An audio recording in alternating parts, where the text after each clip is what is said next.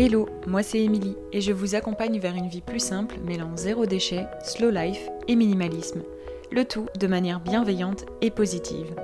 En 2016, j'ai pris un grand tournant dans ma vie en me lançant dans la réalisation de mes propres produits maison. Et tout s'est enchaîné super vite.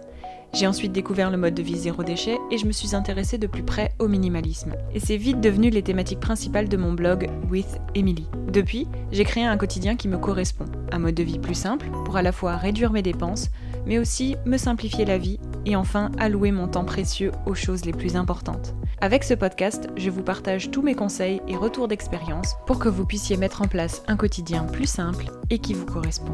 Bienvenue dans ce nouvel épisode du podcast Une vie plus simple. Aujourd'hui, on est sur la deuxième partie de l'épisode où je réponds à vos questions sur la vie plus simple, puisque je vous avais laissé un petit questionnaire il y a quelques temps pour me poser toutes vos questions et j'y réponds et on est dans la deuxième partie. Si vous avez raté la première partie, je vous conseille d'aller l'écouter juste après cet épisode parce que les questions étaient vraiment très intéressantes et vous parleront sûrement. C'est donc parti pour la seconde vague de réponses sur la vie plus simple. Première question, comment vivre une vie plus simple à la campagne ? Entre parenthèses, c'est noté, je n'ai pas de magasin zéro déchet. Alors, ma réponse va être assez simple. La vie plus simple, elle va vraiment au-delà du zéro déchet. Et si je peux rajouter aussi, il n'y a pas besoin de magasin entre guillemets zéro déchet pour réduire ses déchets et encore moins besoin de ce type de magasin pour profiter des avantages de ce courant et encore une fois de la vie plus simple de manière générale. Puisque la vie plus simple, c'est à la fois un courant de vie qui intègre des habitudes, mais aussi une vision de vie. Ce qui veut dire que en habitant en dehors d'une grande ville, vous avez quand même beaucoup de possibilités pour mettre en place une vie plus simple, pour mettre en place votre vie plus simple. Et en plus de ça, vous n'avez pas toujours les mêmes possibilités que les femmes citadines, tout simplement.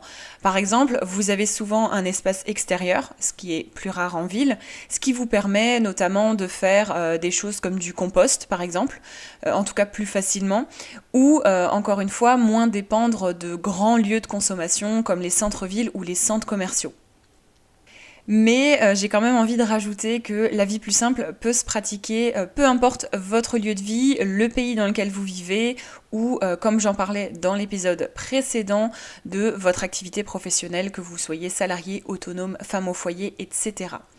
En fait, les principes clés d'une vie plus simple, ce sont une organisation claire et simplifiée, mais aussi du passage à l'action. Et c'est ça qui est aussi très important. Comme je le dis souvent, il vaut mieux faire que ne rien faire du tout. Pas besoin de tout faire parfaitement, hein. Encore une fois, personne ne peut, personne n'est parfait. Commencez du coup par des pratiques simples et qui vous semblent accessibles selon vos contraintes du quotidien, peut-être votre lieu de vie et peut-être encore une fois votre activité professionnelle. En tout cas, pour commencer, ça peut sembler important, mais pour le reste, peu importe vraiment votre situation personnelle, professionnelle, géographique aussi, la vie plus simple, elle peut être adoptée par toutes. Deuxième question, ne faut-il pas commencer par un domaine en particulier et aller au bout de la démarche plutôt que de partir sur tout et s'épuiser ? Alors, oui et non. C'est important de segmenter les choses pour ne pas s'épuiser, c'est sûr, et ne pas s'éparpiller. Mais selon moi, pour pouvoir vraiment profiter des bienfaits d'un quotidien plus simple, tel que je le vis moi actuellement, mais aussi les différentes femmes actives que j'ai pu accompagner ces derniers mois, ces dernières années, c'est important d'associer différentes sphères vraiment pour que les résultats soient durables, visibles et surtout complémentaires. Finalement, comme je l'explique dans la méthode simple, mon programme d'accompagnement, chaque grand pilier de la vie plus simple, donc le désencombrement, le minimalisme, le fait maison ou encore le zéro déchet, chaque grand pilier est lié à un ou plusieurs autres piliers. Ça va être difficile pour vous d'adopter des pratiques minimalistes sans avoir par exemple désencombré votre espace de vie. Le fait maison et le zéro déchet, ils sont aussi très proches du minimalisme parce qu'ils permettent de réduire vos dépenses, tout en prenant moins de place dans vos placards et en réduisant aussi vos déchets. La liste, elle peut être assez longue de toutes ces petites interdépendances, mais ce qui est important de retenir, c'est que chaque pilier se recoupe une ou plusieurs fois avec un autre pilier, et c'est pour ça que personnellement, ça me semble très important de jouer sur ces 4 tableaux. C'est en tout cas comme ça que je l'amène pour le principe de la vie plus simple. Mais après, bien évidemment, qu'il faut aussi une certaine logique dans le suivi des 4 grands domaines dont je vous parle depuis tout à l'heure, et qu'il faut pouvoir aussi avoir déjà mis en place certaines actions pour pouvoir passer au domaine suivant. Et c'est vraiment comme ça qu'a été pensée la méthode simple, mon programme d'accompagnement, puisque on aborde les 4 grands domaines, donc désencombrement, minimalisme, fait maison, zéro déchet. Je pense que vous avez compris maintenant quels sont les 4 grands domaines. Et on les aborde dans cet ordre-là pour pouvoir vraiment suivre une logique précise et assez chronologique, si vous voulez. Mais en soi, chaque grande partie dépend quand même aussi du résultat de celle d'avant. Ou du moins, les résultats seront bien plus positifs et visibles et durable, en ayant suivi les plans d'action que je propose dans l'accompagnement dans l'ordre, en fait.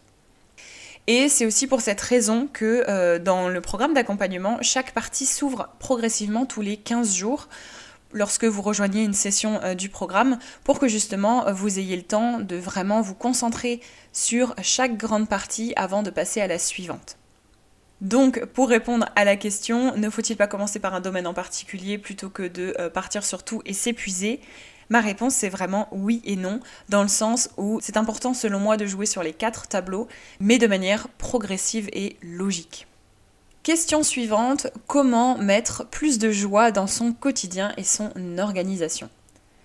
J'ai bien aimé cette question, du coup elle fait partie de cet épisode de podcast, et c'est vrai que ça peut être simple, mais ma réponse ça va être que je dirais qu'en changeant sa vision sur tout ça, en fait, sur son quotidien et sur son organisation de manière générale, c'est comme ça qu'en fait on va pouvoir apporter un peu plus de positivité, de bienveillance, etc. C'est vraiment en se rendant compte des bienfaits d'une bonne organisation, que ça soit gagner du temps, réduire sa charge mentale, réduire son stress, etc. Ou encore en définissant autrement les activités du quotidien qui peuvent jusqu'ici vous paraître comme une tare, ou alors qui de prime abord peuvent paraître comme une tare tout simplement. En tout cas comme quelque chose de pas fun, pas très positif et qui va vous faire perdre du temps. Par exemple, je sais que beaucoup pensent que faire ses produits maison, c'est long, c'est pas fun et ça prend du temps. Ça fait plusieurs années que moi je réalise les miens, c'est d'ailleurs comme ça que moi j'ai commencé à vraiment changer mes habitudes de vie et que j'ai pu commencer à créer un peu cette sphère de la vie plus simple, dont je vous parle au quotidien, mais en changeant vraiment votre vision là-dessus, vous pourrez vraiment profiter pleinement des avantages d'une telle pratique et donc de réaliser vos produits maison. Alors ça peut être par exemple en transformant en fait ce moment de réalisation des produits maison en une activité manuelle, par exemple du week-end ou de semaine, dépendant de quand est-ce que vous avez du temps. Donc vraiment transformer cette histoire de faire ses produits maison en une activité manuelle à faire seul ou en famille, parce que y a certaines recettes qui sont sans danger pour être réalisées avec des enfants. Vous pouvez le voir d'ailleurs dans mon e-book de recettes. C'est vrai qu'il y a des recettes très simples, très faciles, avec des ingrédients pas du tout difficiles, on va dire, à manipuler, que vous pouvez largement faire avec vos enfants. Et sinon, ça peut aussi être une activité manuelle à faire entre amis. Moi, je sais qu'on organise une fois par an un petit atelier savon saponifié à froid maison avec des amis, et du coup on réalise nos savons ensemble. Vu que c'est une recette qui prend un petit peu de temps, et du coup on passe l'après-midi ensemble, et du coup ça change totalement notre vision sur la réalisation des produits maison aussi. Vous pouvez aussi un peu changer votre vision là-dessus en vous rendant compte qu'il faut souvent pas autant de temps que ça pour faire des recettes. Souvent, moi j'ai compté, il faut moins de 10 minutes pour faire une recette, notamment les recettes qu'il y a dans mon e-book de recettes. Et que en plus de ça, ce sont des recettes faciles, rapides, et qu'il n'y a pas besoin de réfléchir lorsque vous avez les bonnes recettes sous la main, et d'autant plus des recettes qui ont juste les ingrédients dont vous avez besoin, les ingrédients qu'il faut, et qui évitent donc les ingrédients superflus et du temps perdu à mélanger des ingrédients qui n'auraient pas lieu d'être dans une recette assez classique et minimaliste. Bref, ça c'était 2 exemples pour un peu vous changer votre vision sur les produits maison, et comme quoi c'est pas forcément quelque chose de négatif qui prend du temps, etc. Après, c'est aussi quelque chose à implémenter dans son quotidien, c'est prendre le temps de faire certaines choses jusqu'à ce que un peu leur image dans votre esprit se modifie pour une image un peu plus positive. Mais à vous peut-être d'en trouver d'autres, de trouver d'autres façons de comment un peu changer votre image de certaines pratiques qui peuvent vous sembler pas très cool dans votre organisation du quotidien et dans votre quotidien tout simplement. Sinon, un autre conseil là-dessus, c'est vraiment de vous concentrer sur ce que j'appelle les petits bonheurs du quotidien, donc ces petites choses qui arrivent durant un peu nos journées classiques, entre guillemets, et qu'on laisse souvent passer sans vraiment prendre le temps de s'attarder dessus, ou du moins d'être reconnaissante. Alors ça peut être comme ça de tête un moment passé avec ses enfants, une petite pause lecture qui permet de faire une pause dans notre journée bien remplie. Ça peut être aussi un bon repas, un repas nourrissant, réconfortant, etc. Les rayons du soleil qui arrivent après plusieurs journées d'hiver sans trop de lumière, etc. C'est arrivé d'ailleurs juste avant que j'enregistre cet épisode de podcast et j'étais assez contente et ça m'a ramené un peu d'hormones du bonheur en même temps. Donc voilà pour ces petits bonheurs du quotidien. Bref, l'état d'esprit, c'est vraiment quelque chose que je trouve très important au quotidien et d'autant plus dans la mise en place de nouvelles habitudes et donc dans la mise en place de votre vie plus simple. On en parle d'ailleurs au sein de la session de la méthode simple dont les portes sont ouvertes encore actuellement puisque la masterclass thématique de cette première session de l'année aura cette thématique précise justement donc d'état d'esprit et de mindset. Autre question, comment contrer le manque de motivation et d'organisation pour se lancer dans une vie plus simple ? Alors, personnellement, vous allez rire, mais autant je suis une grande fan d'organisation, j'adore ça, mais autant je suis aussi une grande pratiquante de la flemme, tout simplement. Du coup, aujourd'hui, je peux me permettre de profiter de mes moments de motivation, et c'est souvent au moment auquel je les attends le moins qu'ils arrivent. Donc, je peux profiter un peu de ces moments de motivation pour pouvoir m'organiser au maximum, clarifier mon organisation quotidienne, etc. Et ça, c'est vraiment possible une fois que vous aurez déjà réussi à mettre en place certaines pratiques plus simples dans votre quotidien et vraiment avoir des routines en place. Mais pour ce qui est de commencer concrètement à mettre en place votre mode de vie plus simple, je vous conseille vraiment de faire une feuille de route, en fait, tout simplement. C'est-à-dire d'organiser les étapes de manière logique et progressive. Et surtout, si vous le pouvez, de trouver un compagnon de voyage. Donc quelqu'un qui va pouvoir suivre un peu ce petit chemin-là avec vous. Alors ça peut être votre conjoint, ça peut être une amie, ça peut être votre belle-sœur, ça peut être une collègue, etc. C'est exactement en fait comme ça que fonctionne aussi le programme de la méthode simple parce qu'on a cette histoire un peu de feuille de route avec des cahiers d'exercices. Et c'est surtout que tout est organisé de manière progressive en traitant justement les 4 piliers comme j'en ai parlé dans une question précédente. Avec justement les plans d'action qui sont dans des cahiers d'exercice. Donc ça, c'est vraiment votre feuille de route pour chaque grande étape du programme d'accompagnement qui vous permet vraiment d'être guidé étape par étape, mais aussi et surtout, et ça c'est très important, avec une communauté en fait. Une communauté, des challenges proposés chaque semaine au sein de cette communauté et aussi un suivi individuel que vous avez avec moi durant les 3 mois de l'accompagnement. Et c'est là qu'est le compagnon de voyage, on va dire, puisque au sein de la méthode simple, vous avez plusieurs compagnons de voyage, puisqu'on a cette communauté bienveillante. Le but, en fait, vraiment de tout ça, c'est de vous donner les clés pour que vous puissiez mettre en place des pratiques progressivement, tout en vous proposant du soutien et un suivi durant les 3 mois de l'accompagnement. Même si bien sûr, à côté de ça, vous pouvez largement suivre le programme, les exercices et les mises en pratique à votre rythme, dépendant de vos contraintes, de votre temps, etc. Mais vraiment, cette histoire de feuille de route, de lister les choses étape par étape pour pouvoir un peu les rendre aussi plus accessibles et de trouver surtout des petits compagnons de voyage, des compagnons de route, c'est ça qui est très important pour lutter contre le manque de motivation et d'organisation, pour justement adopter de nouvelles pratiques.